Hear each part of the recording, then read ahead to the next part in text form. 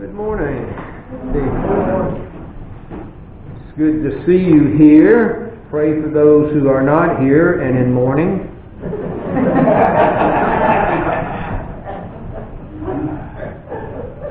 The weather has cooled some. The drought is about to be broken, hopefully, and the fall colors are appearing, late but still appearing. So maybe we can get back to our normal fall schedule, which somehow has suffered this year, partially because of the weather and other things. To be cautious, we need to be sure that all of you belong here. So what I'm going to ask you to do is to pull out your credentials. I need your birth certificate and your confirmation certificate. And I'll ask, nobody's reaching for them. Every place else asks for credentials. If you want to cash a check at Publix, you got to show your driver's license and a credit card. And then they will decide whether they want to cash your check or not. That seems to be sort of the way we live these days. We need proof that you are who you are before we can do anything for you.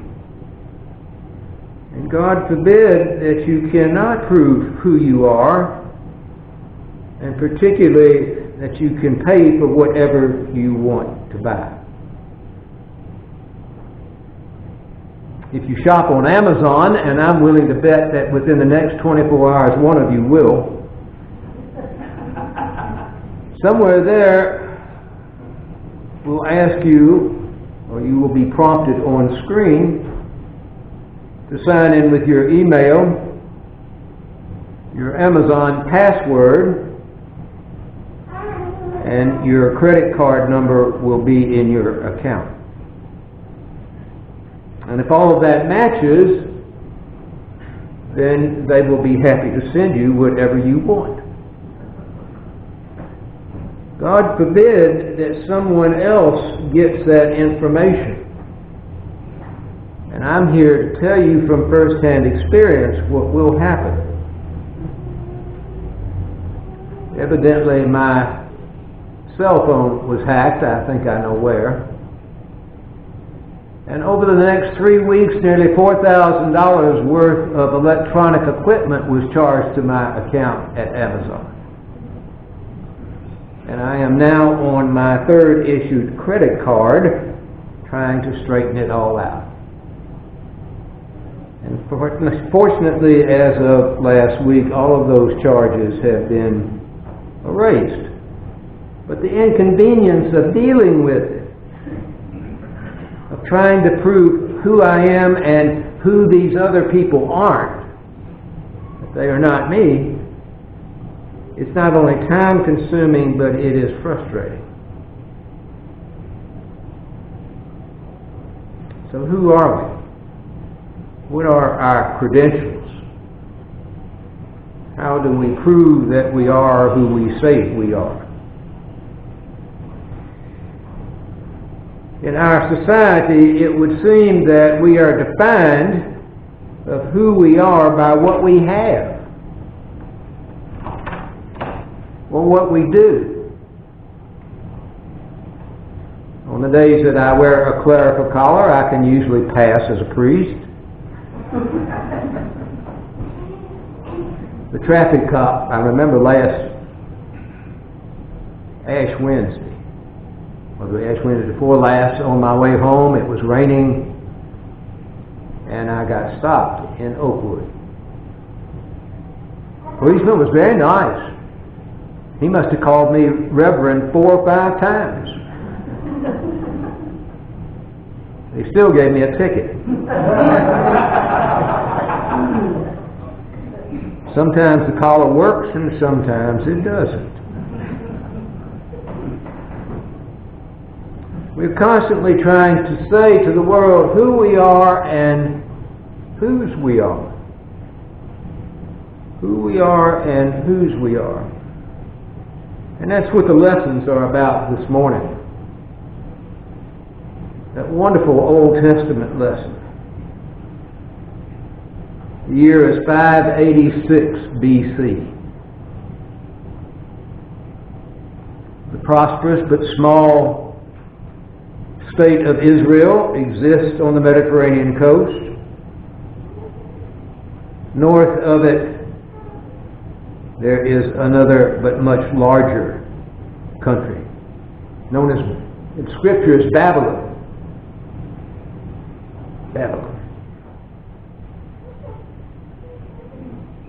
Babylon was on the move, had a mighty army.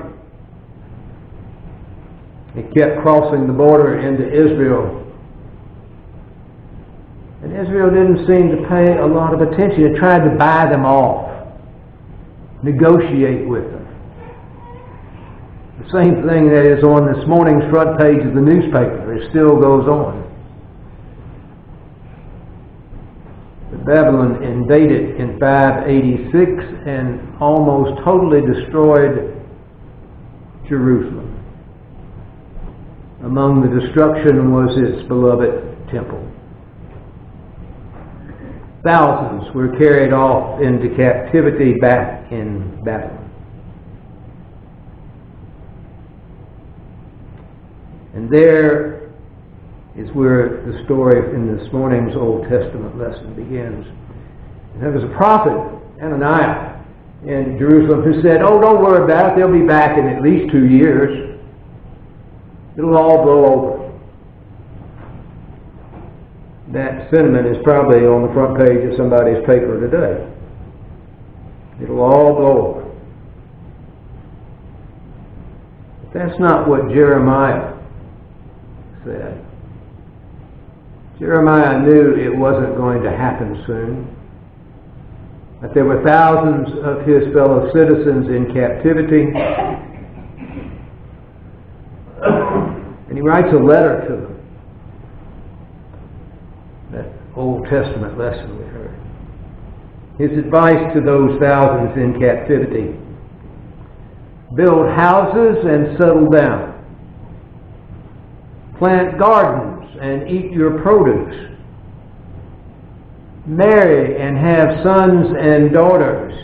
Find wives for your sons and give your daughters in marriage, so too that they may also have sons and daughters. Increase in numbers there in Babylon. Do not decrease. Also seek the peace and prosperity of the city to which I have carried you into exile. Pray to the Lord for it, because if it prospers, you too will prosper. Prosper in captivity. Prosper in exile. Go on with life. Marry, have children. Raise crops. See, Jeremiah is a realist about the strength of Babylon. And he knows that there is no quick fix. So what he's telling the exiles is that your identity, keep your identity. It's the most valuable asset that you have. That you are God's very own people. Don't you ever forget it. Don't you ever forget it. Settle in for the long haul. Marry, have children, plant crops, build houses. But above all, maintain your identity of the one who has created you. Maintain the God who brought you into this world and sustains you. That's our Old Testament lesson. It's sound advice that could be given just as much today to certain peoples as it was then. When you turn the pages over to the Gospel for this morning, we get another glimpse of exiled people. And not only exiled, they're sick. Samaria was a province many centuries before Israel came into being. As that nation emerged, Samaria could not accept some of the religious beliefs, and so it separated itself. Would not look to Jerusalem as its capital. Did not worship the same God. And so the people of Samaria were considered outcasts, foreigners, people to be avoided. There's also a culture of illness, not just in Samaria but all over. Any skin disease, particularly one that was runny, any runny skin disease was labeled leprosy. There was no cure. All you could do is treat the symptoms. And to protect the rest of society, those who had it were excluded. If a leper walked down the road toward you, he was required by law to cross to the other side, put his hand over his mouth and call out, "Unclean, unclean." Most of them lived in burial grounds, sleeping on the ground, wrapped in whatever they could find to keep them warm. Total outcasts.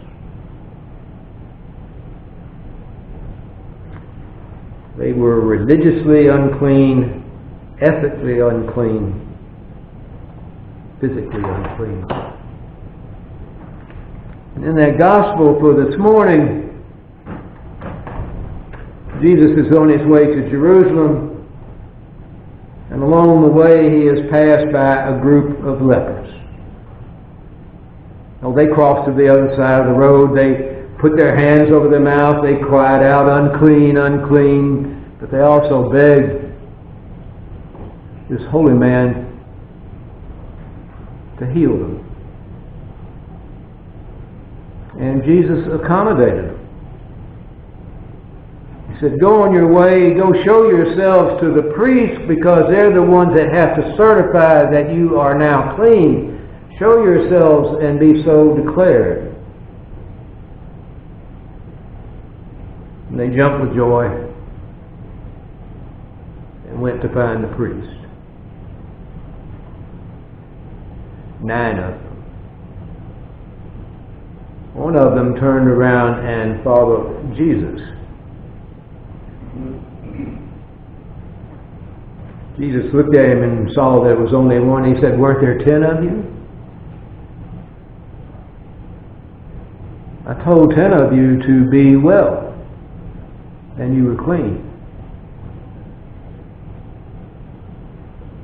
And that lone leper, or now former leper, thanked him and wanted to follow him. And Jesus said, "Your faith has made you whole." He's already been made well. Now he is made whole. If you hear nothing else, hear this. There is a difference between being well and being whole.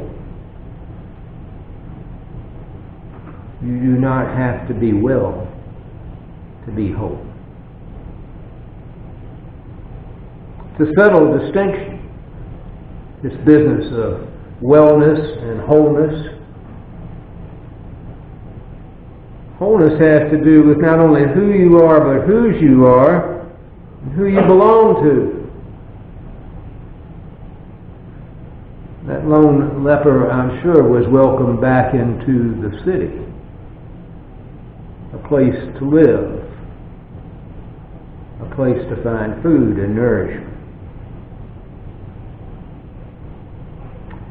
You and I believe, are made whole by our relationships. We are made whole by our relationships. We're not created as solitary folk to live only unto ourselves. We are born into families. It's in families that we learn how to love and to forgive, to laugh and to cry.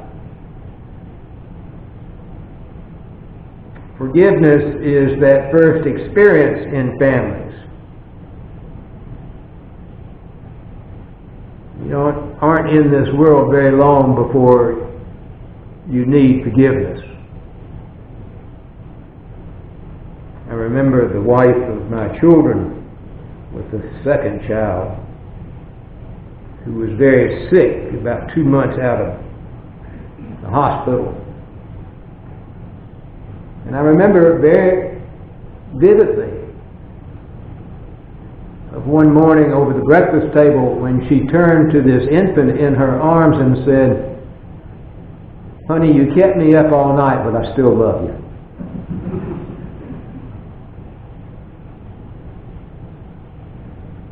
Forgiveness is something we experience in families, and that's why we come here. We are the baptized, the ones with that invisible cross on our foreheads, and those are our credentials. That's your credential and my credential for being here. It's being baptized, becoming one of the community. Oh, faith is important. There's no doubt about that. What's more important is really who you belong to. And that's what the gospel is all about. That difference between whose you are and who you are. In this family is where we find our identity, where we are named and blessed, that cross marked on our forehead, and we belong. We belong. That cross, that invisible cross on your forehead is better in this setting for your ID than that card in your pocket.